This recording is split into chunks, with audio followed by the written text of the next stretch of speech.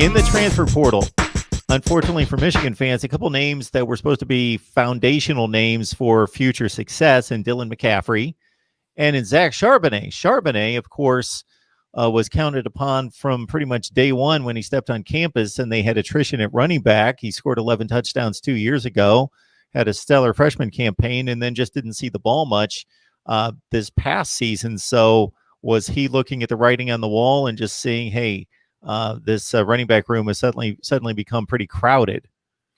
Yeah, we talked about that a lot through this last season, and they seem to be rotating 4 guys in the running back room to have significant time. And I think that frustrated a lot of guys, but specifically Zach Charbonnet, who in the beginning of his freshman year, in the Army game, I believe just 2 or 3 games into his freshman year, he had 33 carries.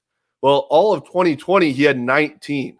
So he's thinking, what the heck did I do? I think there wasn't anything big. He did have the second half of his freshman year, he was injury riddled, and that's when Hassan Haskins was able to really take over there. But I thought that still it would be going into 2020 a 1-2 punch of Haskins and Charbonnet. Well, you bring back Chris Evans into the mix after an academically ineligible season. And then you bring in Blake Corum, who's a stud freshman as well. It did get way too crowded, and I think that it's on the coaching staff for Charbonnet transferring, because you can't just roll in 4 running backs and expect any one of them to be successful, right? So they're trying to do too much there. I was a little disappointed in how the coaches handled everything. And then I was disappointed that you have now Zach Charbonnet on the exit, because I thought that he is going to be a guy. He could go to a Wisconsin or an Iowa who has a stud offensive line and they pound the rock 30 to 40 times a game, and he could be that Jonathan Taylor guy. I truly believe that. And so I think that Michigan really mishandled that situation, and now he's on his way out, which you kind of, as an analyst and fan, you saw that happening. You saw, there were times where he would go 3 quarters without a touch. It was just it was an odd thing to see, an odd way of them handling it. But I think that he also saw Donovan Edwards, who was a 4-star running back, probably going to pick up his 5th star here soon. He's coming in. He just won his state championship game. They actually blanked Davison in the state championship. West Bloomfield did, and Donovan Edwards averaged 19 yards per rush in that state title game in Michigan. That's the Division I state title. So pretty impressive for him. So I'm sure Zach Charbonnet said, all right, you're bringing in Ron Bellamy, who was the West Bloomfield coach, to help on the offense. That's probably going to give Donovan Edwards a pretty big advantage over some of these other guys.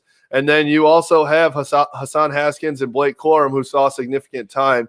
I would expect Haskins to be the number 1. And then you have Tavier Dunlap as well, who's coming in as a 3-star guy too. So, as much as I am disappointed to see Zach Charbonnet go, you've got plenty of guys to backfill there. So it was very crowded. I don't think they see a step back in the running back game, in the run game.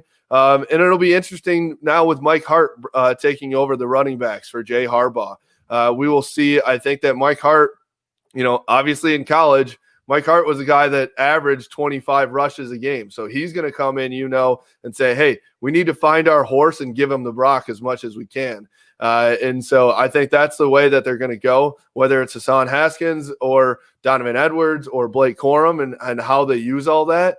It will be interesting to see, because there are at least 3 very, very talented guys that could see some running game there. And then, Justin, in regards to Dylan McCaffrey's transfer, I got to think with the way Joe Milton struggled at the beginning of the season once he got off to a decent start in one game, and then he was sent to the sideline in favor of Cade McNamara, who, again, impressed initially, and then he fell off, that he would have thought that there was an opportunity to start for the Maize and Blue. Well, I wonder what Dylan McCaffrey was thinking about 2 games into the season when he saw Michigan in a QB battle all of a sudden with Cade McNamara, who started out the year as a 3rd string. So I wonder if he was like, crap, probably should have stayed opted in just to see how it played out. But now, I think I wondered too, was he going to try and maybe he did have some conversations with Jim Harbaugh for looking at 2021 to say, hey, I know I opted out for the season. I was frustrated with how things were handled. I didn't think I had a good shot because you guys were all in on Joe Milton.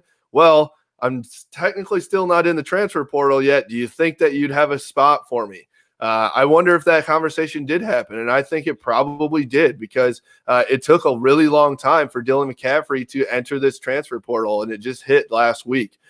So now he officially is in the transfer portal. I'm betting that J.J. McCarthy, the five-star freshman coming into Michigan, probably had an impact on that. He's saying, Dylan McCaffrey's thinking, it's whether it's Joe Milton or Cade McNamara or J.J. McCarthy, it's similar to the running back room. There's a lot of talented guys who have not broken out and said, solidified their spot as the number one guy. But it's going to be a tough competition. So maybe Dylan McCaffrey said, I've already been treated not so great here in Ann Arbor. I felt like they put me on the back burner when I felt like I had, a good shot at winning the job.